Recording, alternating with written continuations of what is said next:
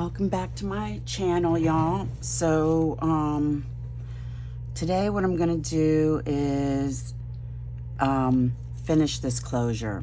And so this is what I've been working on, and this actually came off of a purse, and I tried to, I had, obviously two of them, so I tried to take that off and it didn't work.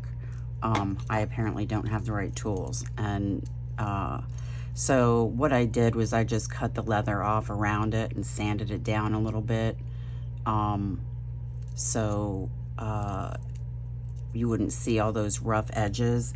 And so I am going to make some beads that dangle off those so it looks like they're there on purpose. So I have a lot of stuff, so I just pulled out the things that I'm going to use because we could be here all day with the things that I have in my stash. So I'm just going to make it very simple, and we're just going to put that on there. Okay, so in order to make this so it's not too long, your pinky width is a good reference to cut the rest of that off. So I just take my pinky and I hold that there with my thumb. You should be wearing safety goggles, however I can't find mine. And then you just snip that off at the top. All right, that's probably gonna be a little bit too long, but that's okay, we can still work with it. And then you just leave a little bit of space, maybe like a 1/4 of an inch, and you bend it down. And then you take your round jewelry pliers and make sure that your tip is flush with the end of that, and then you just roll it up. Oh, that didn't work. There's been a lot of cussing in my office today because I had a couple of avalanches, and I guess that's God telling me you don't need to be crafting, you need to be cleaning your office. But I'd rather craft, so there's that. Okay, I did cut it a little bit too long, so let's see if we can mash that in there and then squeeze it so you don't cut yourself on it.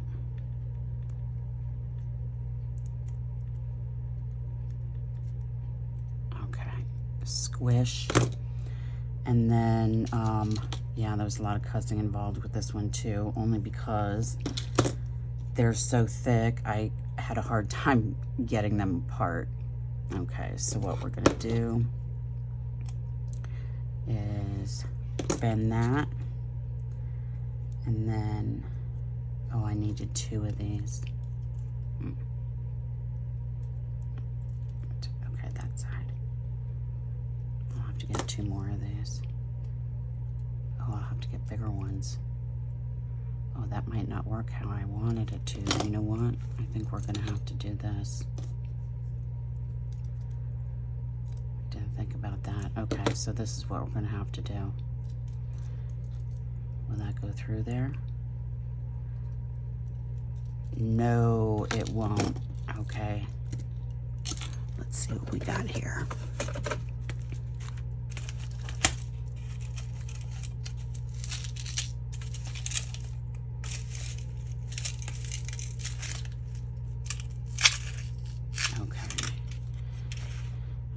This on there so I can find the end. Let's see if we can take this apart. I don't think this one will be too hard. This one should fit because it's thinner. I really wanted that thicker one on there though, because this looks so heavy and it needs a heavier piece. Okay, so are you gonna fit? Okay, you will fit. Okay, that's good. Okay, so what I'm gonna do is get a decent sized length there, and then take this one apart so I know where my end is. we're going to take this off, and then we are going to put the loop we just made in there, and then, yeah, it's been one of those days, man. Okay, put that back in there, and then close that back up. Okay, one. That's really disappointing on those, but that's okay. Where's the, okay, we'll use paperclip for this one. And the reason I'm choosing both silver and gold is because these beads that I put here, I didn't have enough silver ones, and so I alternated silver and gold because I did have enough gold. So there's no reason why you can't mix any of those, which I always mix them. As you can see here, this bulb pin that I put this charm on is, I don't know, brushed nickel or something, brushed black nickel. I'm not really sure. I just know that it's not the same color. Why won't you go in there?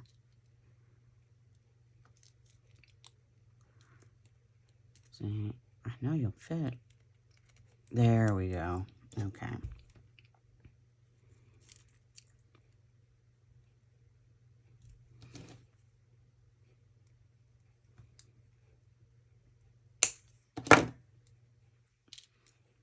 Okay, and we're gonna leave a little bit of space, bend that back, and then take our round ones, make sure that's flush, and roll it right over. And then I usually do it crooked, so I'm not really good at this. Oh, now we gotta get another one. Damn.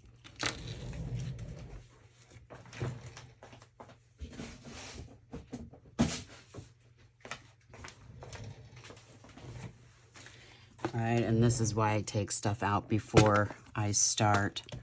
So we're gonna grab one of these and we're gonna do it again. Okay, that's disappointing. Okay, let's try this again, shall we? Put that on there. Come on. Okay.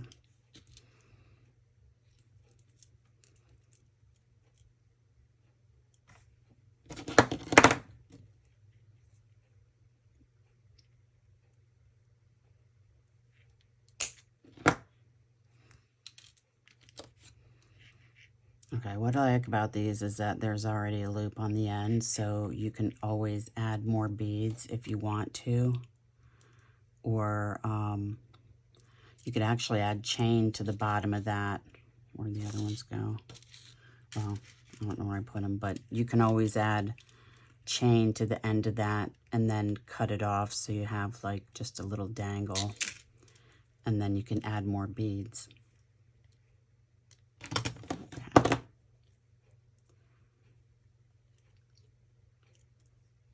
And I do make book jewelry for all my books. I just started doing this about 2 years ago, so I'm not very good at it yet, but practice does help. So I need to start doing a little bit more of that. Okay, so let's take this one and put that through there. And I don't want these to be the same length, and so we're going to make this one a little bit shorter. And so I'm going to take it off right here.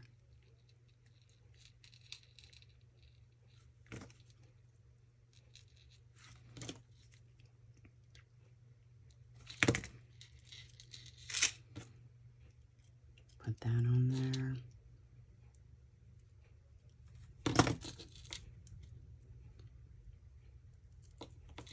Okay.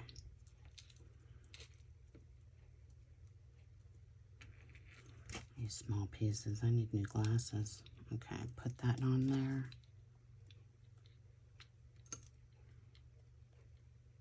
And then bend it back into place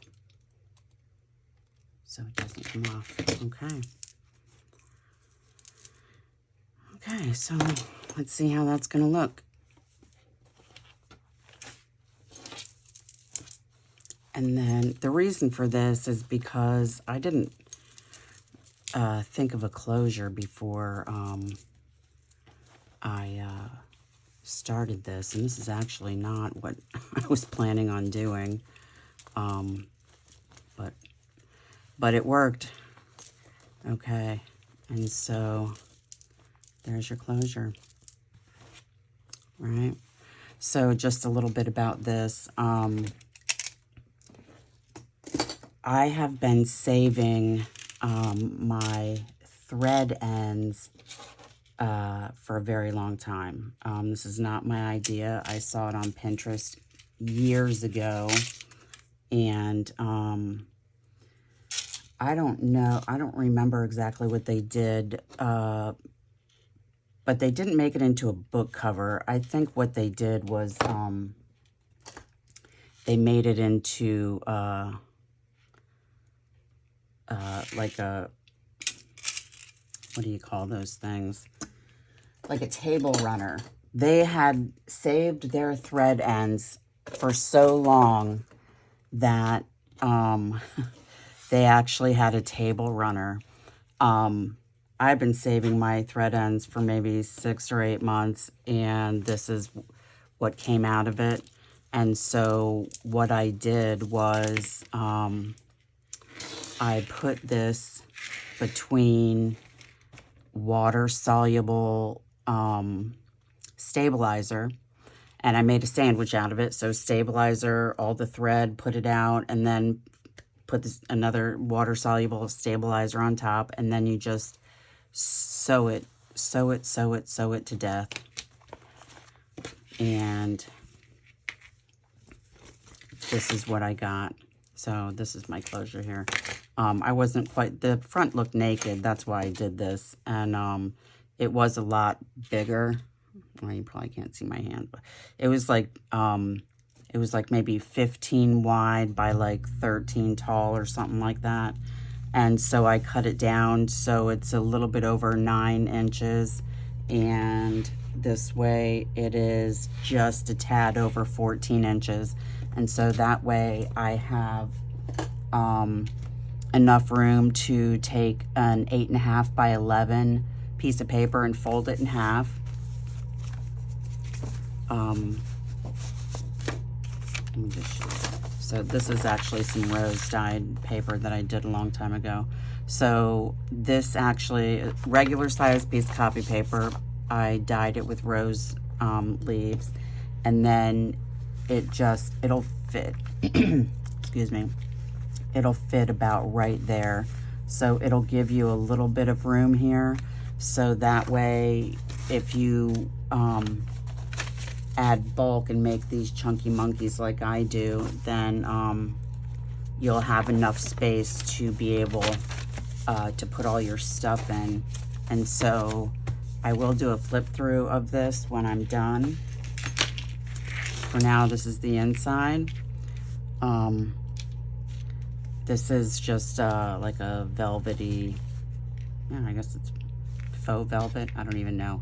And these fringe here is from a curtain valance.